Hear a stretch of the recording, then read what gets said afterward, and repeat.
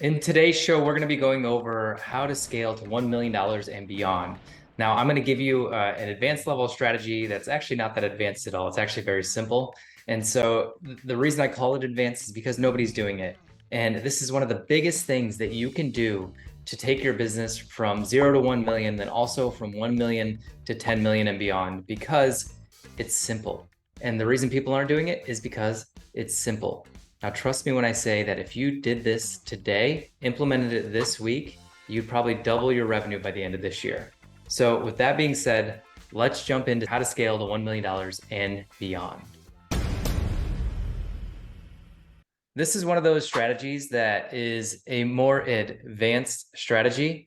And when I say more advanced strategy, what I mean that it is so simple that nobody is doing it. And you need to start doing it because this is the thing that will take your business from 0 to 1 million, from 1 million to 10 million. It's something I encourage in our agency over and over again. I haven't gone over it with anybody in our agency in a while, so I wanted to bring it up on a mastermind call for everyone to see it, because if you guys do this, this can be one of the most impactful things. And let me just go back to 2019 and the story that made me discover this and how I learned it. So a lot of you guys know my story from 2019. It was a very hard year for me. And we decided that we left our mastermind that we were in and we jumped into another mastermind that was all about sales funnels, getting on Shopify, getting off Amazon as much as you could. And so we decided to invest a lot of money, close to 40,000 up front to hire this agency. And they were a retainer of $4,000 plus a percentage of ad spend. And so just for their fees alone, we spent almost 100,000 that year, plus what they were spending on Facebook ads for us. And the return on ad spend was like 0.5. And this was for an entire 10 months. So you can imagine that led to no profit. So all of our profit from Amazon was dumped into making our Shopify store. And we dumped close to $500,000 into it. And the results just weren't there. And you can imagine like the dark places you go into when you just had this year where you profited 500,000, and then you go to a year where you profited pretty much nothing. And so it was a really dark year for us in 2019. We almost sold our business for around $700,000 when it was doing 3.2 million. And it was one of those like, hey, we'll close in 3 weeks. It was actually Thrasio, if you guys want to know. And we'll close in 3 weeks, all cash. And we were going to get stuck with all our loans still. They weren't going to give us anything for inventory. And so I about signed papers that we would have pretty much netted $200,000 on our business. That's how like down in the dumps I was. And I decided to quit the mastermind that I was in because I just realized it was a huge distraction for us. And I decided to go back all in on what I was doing before, which was Amazon. And along in 2019, what also happened was, a lot of you guys know my story, but we were involved in a Ponzi scheme that we ended up losing about $630,000 to that as well. And that was 2 weeks after our son had passed away. He had a genetic mutation and a rare disease called Edwards syndrome. And most kids don't live past 5 years old. He ended up passing away on November 2nd. And so we had an unprofitable business. We had our second son pass away on us, and we were on a mission trip at the time. And then we had this Ponzi scheme that happened. And I remember sitting in my 2017 Chevrolet Volt, charging in Bryan, Ohio. And I had just joined the Backroom Mastermind, which is Ryan Moran's mastermind again. I was in that initially 3 years, took that year off, had a horrible year, went back to him. And part of the onboarding process at the time was to jump on a call with him. So it was my wife, myself, plugged into a charger in Bryan, Ohio, my hometown, in our little tiny black car. And I just remember talking through Ryan. Ryan was also in the Ponzi scheme as well. So we talked through that a little bit. And he just kind of asked me, what are we doing? And I said, well, we have iLove, and iLove had its worst year ever. We had $0 in profit and almost 3.2 million in revenue. And we about sold it. And it was actually, I went to I think it was a son, saw Ryan speak, and it actually prevented me from selling it. It was like one of those things that like something clicked that like, this isn't the right thing to do. So talking about that, I'm talking about how I'm making 6 income generating websites over here.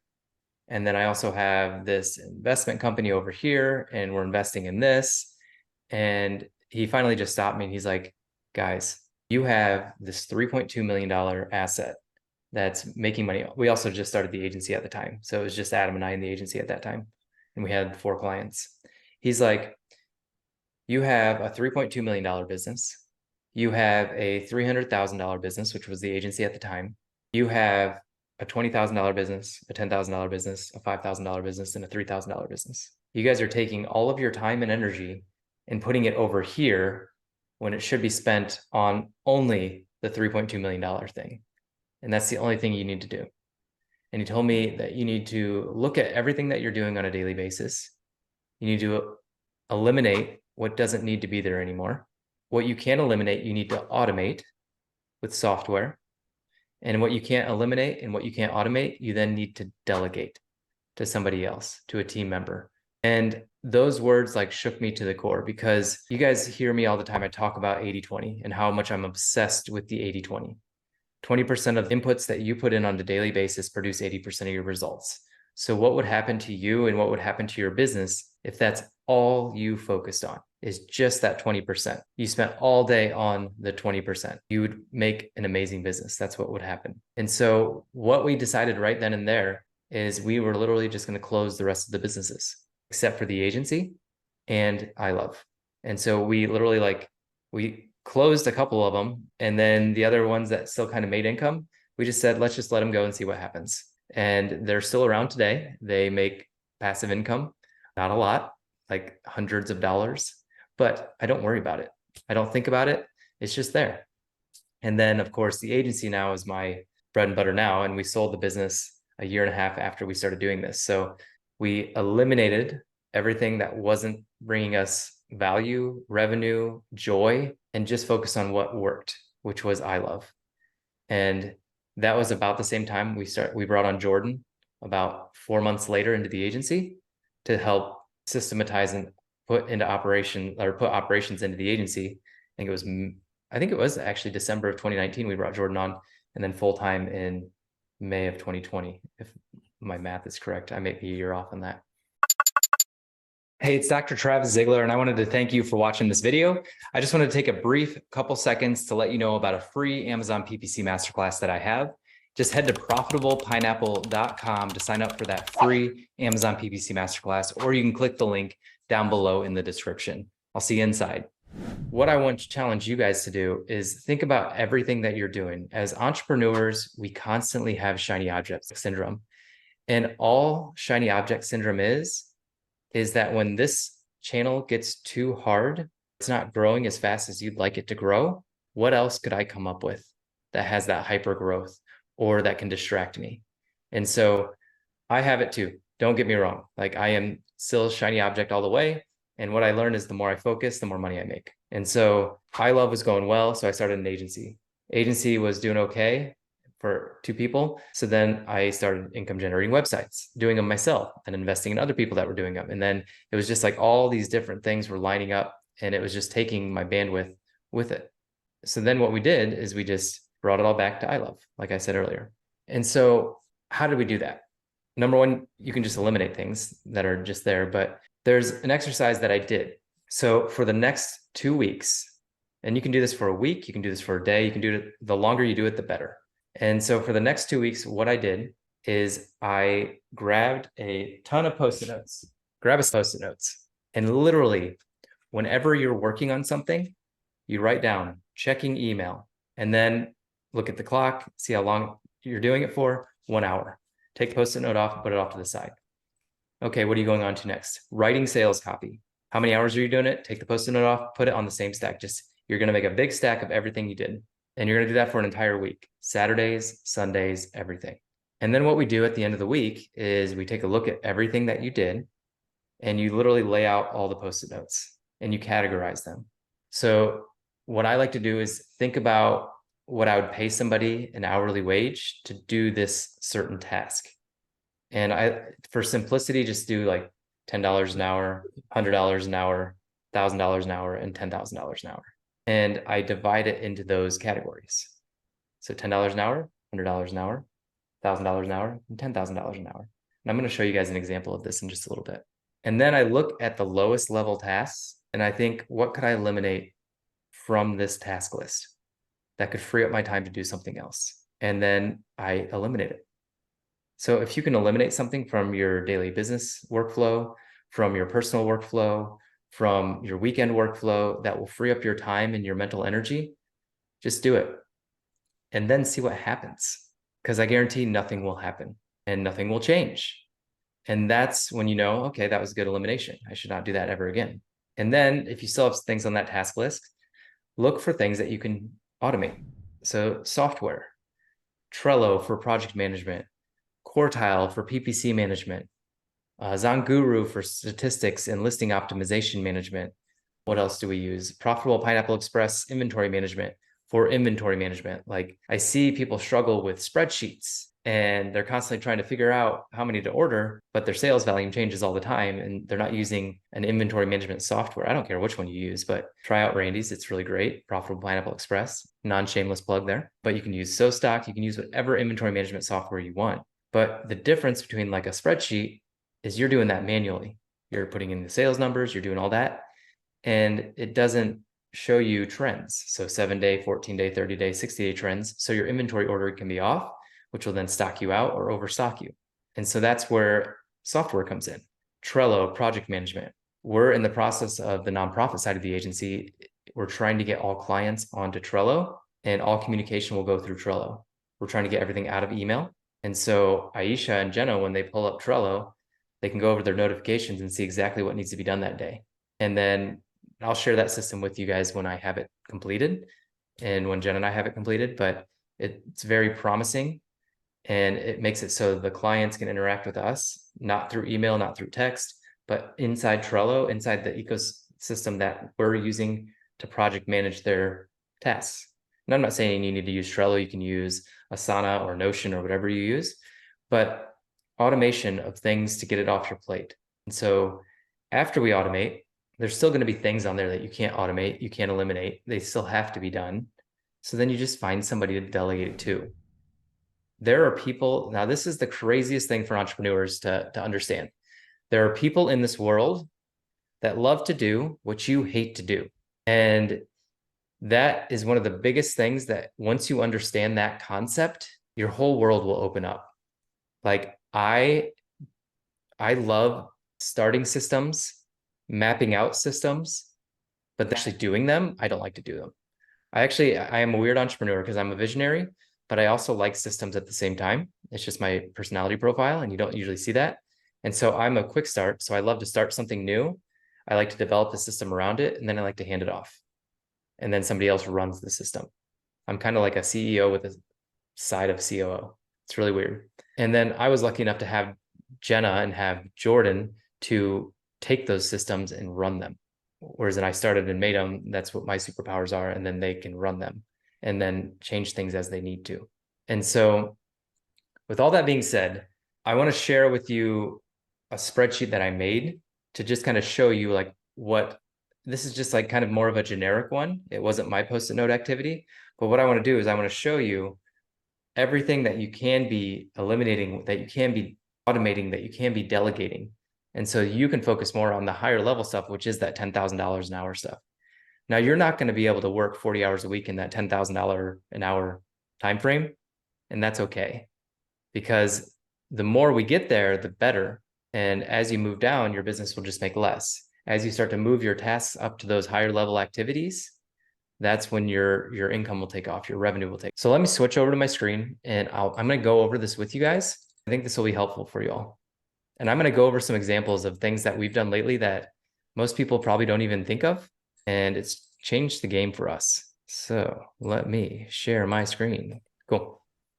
All right. So let's just go over some like $10 an hour stuff. So driving, running errands, organizing your house, cleaning your house, cold calling. These are like house specific. Then you have business ones, cold calling, speaking with unqualified prospects. We have an application before you get to a phone call for a reason, and that is purely to qualify prospects. For unqualified prospects, we send them to our free course, and hopefully they'll use our free course to get them up to becoming qualified, to then talking to Adam, and then onboarding with us. Fixing your website, building your website, doing expense reports, working on social media in the consumption manner, grocery shopping, mowing your lawn, responding to customers, product replacements, returns and refunds, fulfillment, listing your products, responding, typo, customer reviews, and cooking. So let me take a couple examples of things that you could essentially eliminate from this. Driving. How could you eliminate driving? You could move somewhere where you never have to drive. Think of a city like New York City. You never have to get in your car. You could live in your house, walk down to the basement. If you need to go get restaurants, not basement, but floor, you can eliminate driving. You can hire a driver. You can just take Ubers everywhere. There's a lot of ways that you can eliminate driving. Sounds crazy, but like it's a lot of people eliminate driving. The story of Philip Rivers. So Philip Rivers was the quarterback for the San Diego Chargers. The Chargers then moved to LA and he didn't want to move his family. So he bought an Escalade limo, outfitted the back to make it a movie room. And that was his film study room. So he hired a driver. That driver would take him to practice every single day while he was studying film and then drive him home because he didn't want to move his kids to LA and he didn't want to move his family. So he created an environment where somebody else was doing the $10 an hour work. So he could be doing the $10,000 an hour work, which is film study from a quarterback standpoint. Running errands. It's very easy to hire somebody with like Instacart to run errands and do your grocery shopping for you. And you'd be shocked with how many things you can get done with errands and chores just by posting to Facebook. And I'll give you a couple examples here too. We pay a kid in our neighborhood $20 an hour to come take Jude's Legos apart. He literally comes to my house. He takes apart Jude's Legos, sorts them by color in the correct color box. And then Jude comes home to a completely clean slate. And then he goes nuts. And then 2 weeks later, we bring him back in, $20 an hour. It takes him about an hour and a half to do. He takes apart all his Legos, organizes again, and we repeatedly do that. Mowing your lawn. How many of you guys are still mowing your lawn? Hire somebody to do that. It costs us $50 to get our lawn mowed. And he does it every 2 weeks. And that's $100 a month. Think about the time and the mental energy. It's not just the time factor. It's the mental energy that you're saving, because the mental energy of, oh, I got to mow the lawn. Oh, I got to mow the lawn. How many days do you say that in a row and dread it, and then you finally do it? And so mowing the lawn is one of those quick fixes. Grocery shopping, we talked about it a little bit. You can get Instacart to do it. Kroger delivers now. They deliver right to your door. You don't even have to go pick it up anymore. Now, extra bonus hack on grocery shopping, you can actually go to Chipotle. We have Bibimbap, which is like Asian Chipotle or Korean Chipotle. And then we have a place called Rebel, which is like an organic Chipotle.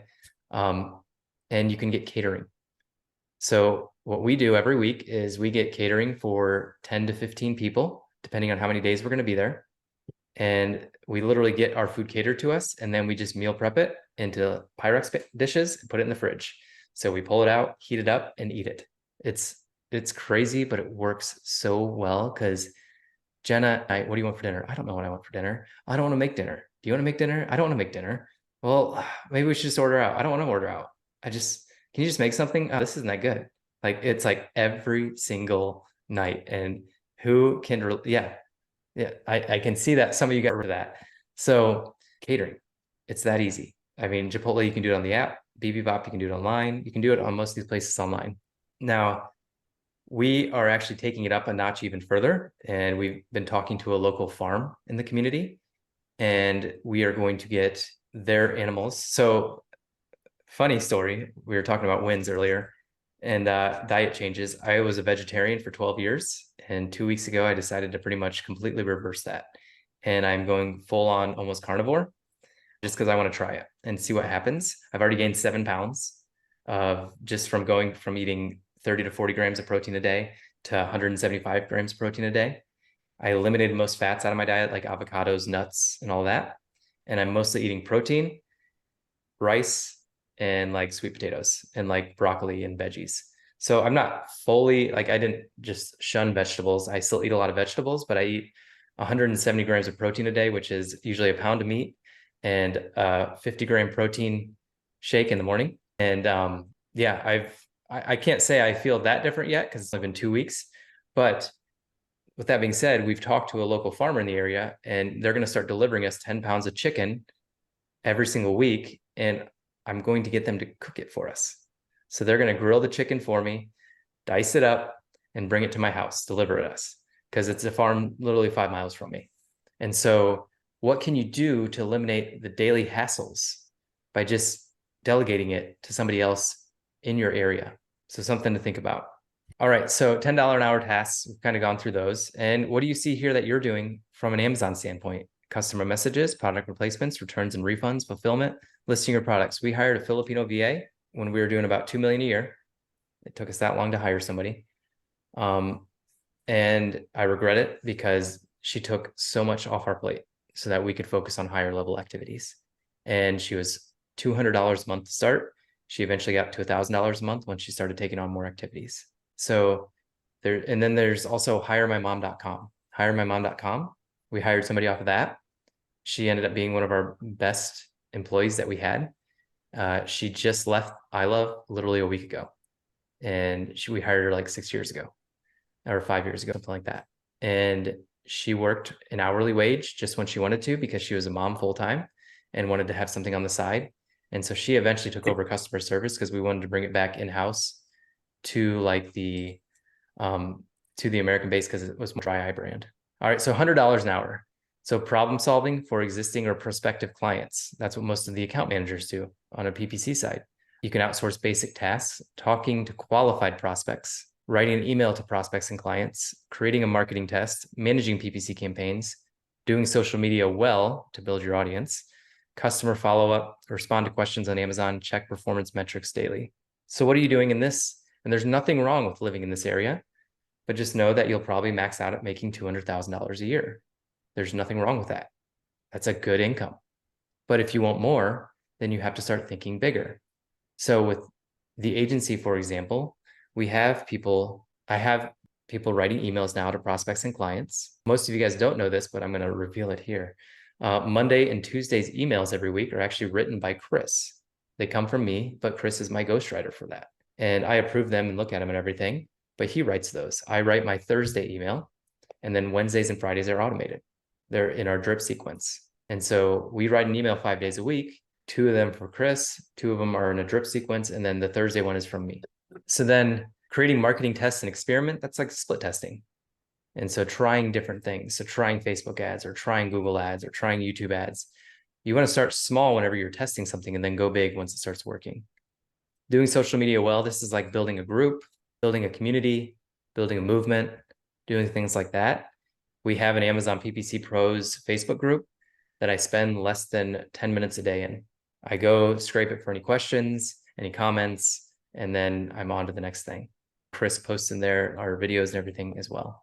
$1,000 an hour tasks. So again, you may not be doing this all the time, but if you can do it 1 hour a day or 1 hour a week to start, that's when things start taking off. So prioritizing your day. How many of you guys are planning your next day the day before? That's huge, because if you don't, the day will plan you and the day will control you. And so if you're not prioritizing your day, someone else will. So every night when I'm done, I write down the 2 things, usually number 1, number 2 of the 2 things I have to do the next day to make it successful. I then write down my calendar of events on the right side, and then the 2 things that I have to get done. I get up at 5 in the morning, sometimes 4 in the morning. That first hour of my day is quiet. I have my coffee, my water, and I literally work on that one thing. That 1 hour is more purpose to my day because it's not bogged down with getting messages and emails and meetings and all of that. But that 1 hour, as long as my son sleeps in, which he hasn't been lately, that 1 hour is uninterrupted, and I just get to focus. I get to write my book.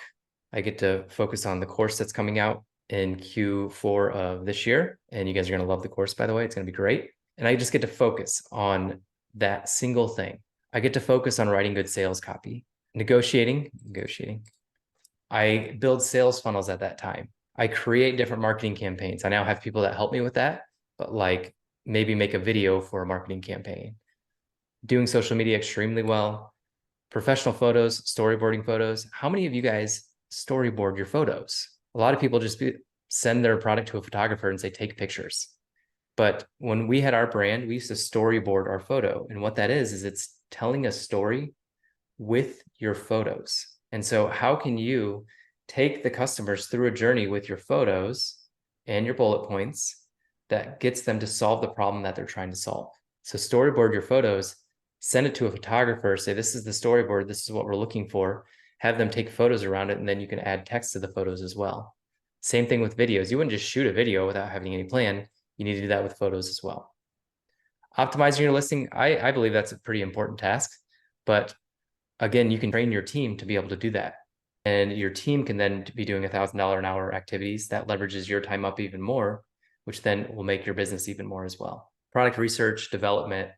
Yes, you could say those are lower, but I think those are very high as well. Writing copy for a new listing, A+ content, creating sales plans, and expanding globally. So those are more Amazon specific things right here that are $1,000 an hour. Then let's move on to $10,000 an hour. If you can do, like I said, this for 1 hour a week, 1 hour a day is even better. That's even better still.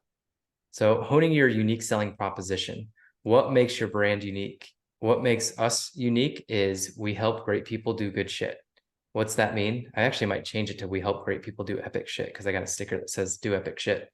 And the whole goal of that is we want to help brand owners that aren't just in it for the money build up their business so then they can start a nonprofit and they can give back to help uplift the world. That's what our whole mission's about. That's what our whole unique selling proposition's about. We repel the people that are just in it for the money. And we won't, we try to, through the application process, through the sales call, through all of that, we try to weed those people out. They occasionally slip through and they'll become a client, and it's miserable from day one for us because they're just not in alignment with our values and our USP. What you can do is create superior offers. What bundles can you come out with? How can you position this differently? So we're repositioning the farm in October, and this is something that's been 3 months in the making, 3 months of hard work in the making, but it's been about 9 months in the making.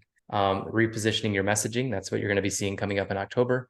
This is a big one right here. Eliminating customer complexity. And a lot of people don't realize, like, in order to maximize the customer value, this is an Alex Hormozy thing. It's dream outcome times perceived likelihood of achievement divided by time and effort. So the lower you can reduce the time and the effort involved for the customer, the higher the value it's going to appear. And so eliminating customer complexity, because the more complex something is too, the less valuable it is because you're going to confuse people. And so when you're giving people options, maybe on your Amazon listing, reduce your variations. Don't have as many variations. Reduce your bundle options. 1-pack, 3-pack, 6-pack. Don't have a 1, 2, 3, 4, 5, 6. Reduce complexity as much as you can, because simplicity will make your business simpler or more simple, and it will make you sell more. The more simple your business is, the more you will sell, and the easier it will be to run. The more simple your business, the easier it will be to run, and the more you will sell as a result. And then selling to high value customers and groups. And so Adam takes most of our sales calls now. We just started doing that in August. I used to take most of them, and Adam did them part-time as well, but now Adam does them full-time. And then when we have higher value customers, people that are doing 500,000 a month and up, I'll usually jump on those calls as well. And so high value customers, I love to jump on those calls just because if my story resonates with theirs, or if they've seen me before, it tends to lead to a higher close rate as a result. And so I like to jump on those calls. I like to jump in those emails as well. Team members and hiring. Jordan and Adam actually do this for the agency really well. And I jump in every once in a while. I hire certain positions, but they do most of the hiring for like account managers and everything. But that's high leverage activity because it takes a lot of time up front, but you're teaching something once to then amplify it. So you teach this person, now they can use all their hours to do everything that needs done. And then they may teach somebody else next. And so you taking the time to teach that one person will help teach others. So your 1 hour then turns into 100 hours. And so that's the value of hiring the right people, and then even hiring people that have done it before. It can be huge. Public speaking, that's a big one for me. I go to a lot of conferences. I have a lot of conferences coming up and speaking at a couple of them. And so just getting in front of people, telling my story and just telling our strategies. Creating content, I think this is a big one if you do it right. A lot of people don't. And so it could be put down here into $100 an hour or even $10 an hour if you're doing it wrong, like posting photo memes. I mean, that's something that was good for 5 years ago, but there's no point in doing it now. You don't just want to post on social media to post. You want to post to get engagement. That's the whole goal. And then telling your story. So my action items for you all, after listening to me talk for the last 20 minutes, so thank you for listening, is go buy a pack of Post-its. There's a place called Amazon that you can get them pretty quickly, usually in 4 hours or less. and just write down every single thing that you're doing on a weekly basis, on a daily basis. And then at the end of the week, sort it into $10 an hour, $100 an hour, $1,000 an hour, and $10,000 an hour. And then figure out what you really love to do. Like, don't get stuck in the weeds of not doing what you love to do. I love to teach. I love to do these. That's why we do these still. And I don't get burnt out of these too often. And if I do, we take a week off like we did last week. But start doing the things you love in your business, and your business will take off. You don't have to be focused on everything Amazon if that's not what you want to be focusing your time on. How can you turn your energy into something else that could build your business even further? But just to go a little bit further into the story, we ended up hiring 3 people in 2020 and at the end of 2019 and 2020 to help delegate iLove stuff. I never got iLove to the point that it was automated, where I had to I could step out and it would grow, but I learned a lot from it. And so with Profitable Pineapple, I'm still heavily involved with the agency, but it runs. I could go away for a month and it would still run just fine without me, and it would probably grow without me. And that's what I wanted to get to with Profitable Pineapple. And it's a testament to everybody that we've hired from the very beginning and everybody we've brought on to the culture we've created. And it's all with the purpose of leveling up them so they're constantly growing as an account manager or whatever they are brought on to be. And then that will leverage your time up more, and that will help your business take off. We just had our second best month ever this past month. And the best month ever was, I think, 2 months ago. Then we ended up raising our prices. So we ended up losing some clients as a result of that. And that's why we dipped back down, but now we're right back up again. And so don't be afraid to make changes, to hire, because a lot of people think like, I can't hire that $40,000 a year person, because what if they don't work out? You'll know within the first 3 months. And so then you're really only out like $8,000 to $9,000. And so that person that you brought on within 3 months should pay for themselves pretty quickly. So eliminate, automate, and delegate. Hey, I wanted to thank you for watching this video, and I picked out another video just for you. So make sure you check out that other video. And what do they need to do? Do they need to like and subscribe? Yeah. Like and subscribe if you enjoyed this content.